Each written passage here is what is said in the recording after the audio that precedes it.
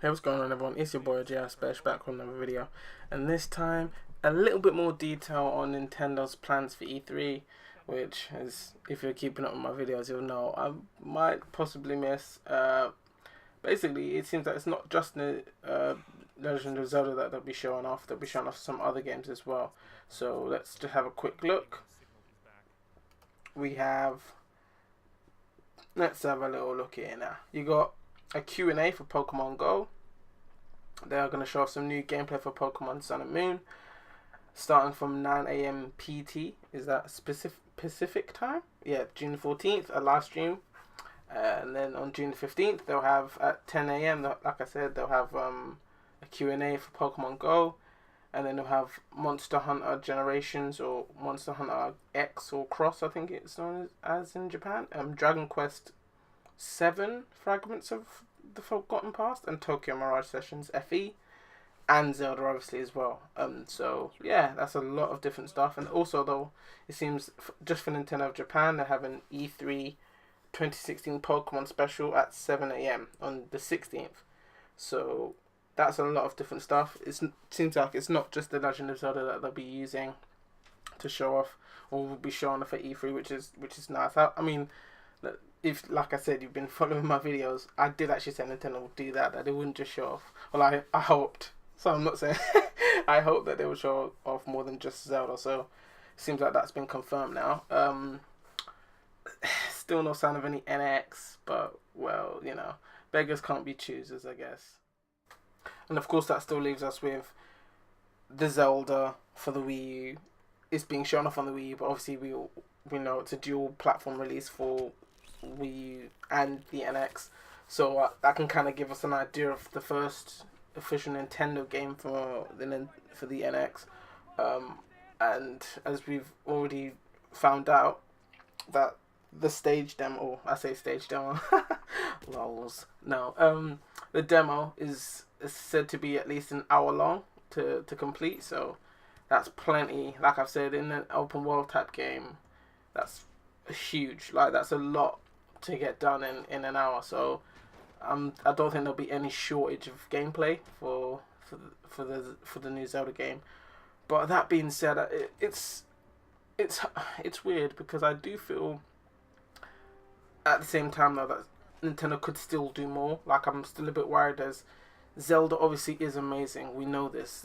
That's like a rhetorical statement, but I'm just worried that with what Nintendo's going up against, with Microsoft possibly showing off Xbox Scorpio, or Xbox 1.5 or whatever it's called, and PS4.5 or 4K or whatever that's going to be called, they're showing off new iterations of their consoles, and they're obviously going to show 4K gaming, or try to probably show something like a current game running in 4K and the difference between 1080p and the 4K resolution.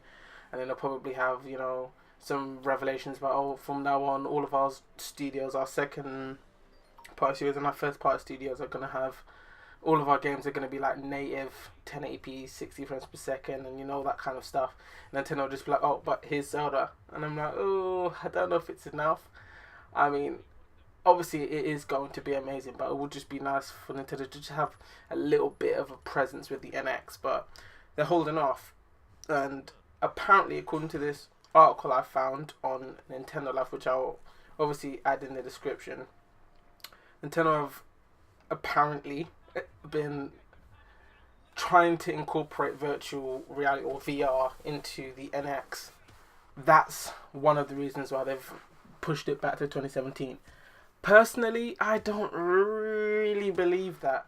I mean, it's not to say that Nintendo are going to let the Virtual Boy constantly be dogging their ideas in terms of moving into VR, or that it's a wasted opportunity. But I think even with things like Oculus Rift coming, and is it HTC Vive or Vive or Vive, I think, and you have Microsoft's HoloLens and all that kind of stuff. Obviously, everyone's trying to do one, but I think the amount of money that needs to go into that kind of thing, it's just, I don't know if it would really pay off, especially with the kind of games that Nintendo are known to make themselves. Games like Mario Kart and Smash Brothers.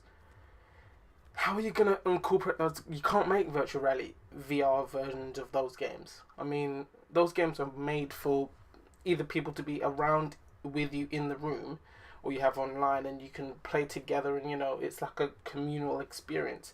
VR completely separates you from everyone else, even if they're in the same room. You've got the huge panoramic view that blocks out everything else in the room. You've got, most of the time, it's headphones or earphones in, so it's like a completely immersive one-on-one experience.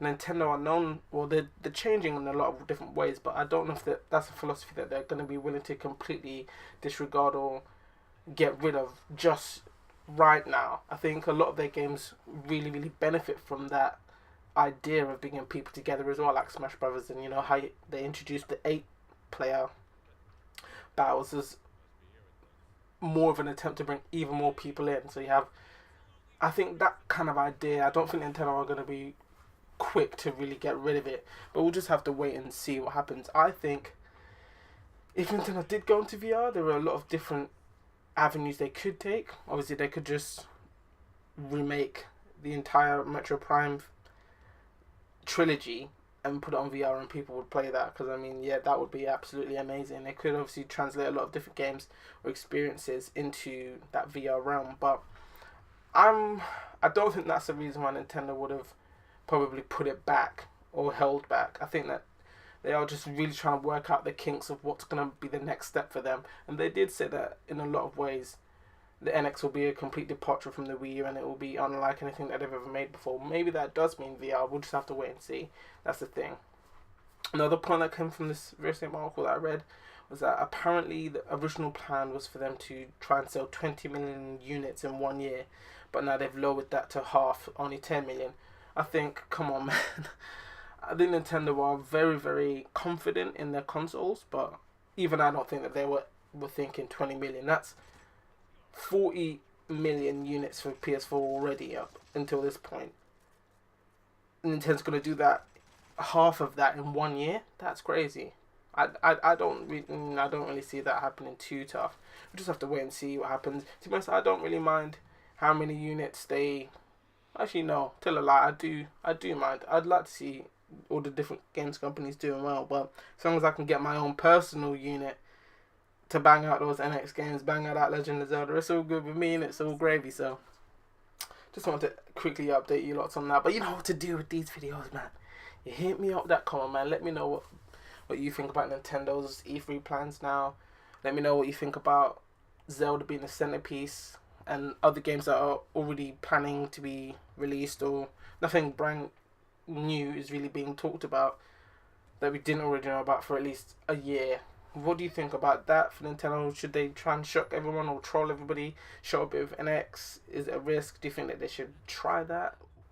And don't forget to share, like, and subscribe, please, because man needs those subscribers, players. Alright, man, it's your boy J.R. Special saying, player out.